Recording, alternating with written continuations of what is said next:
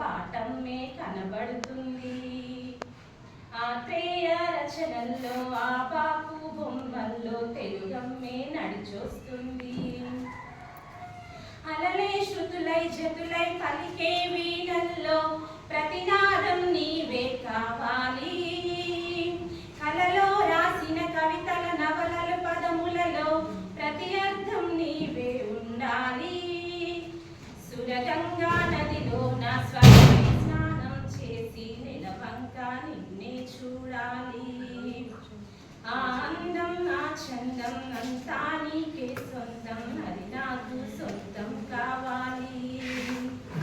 ఓ రాగం నీవెక్కడ ఉన్నా నీ గమ్యం చూపాలంట.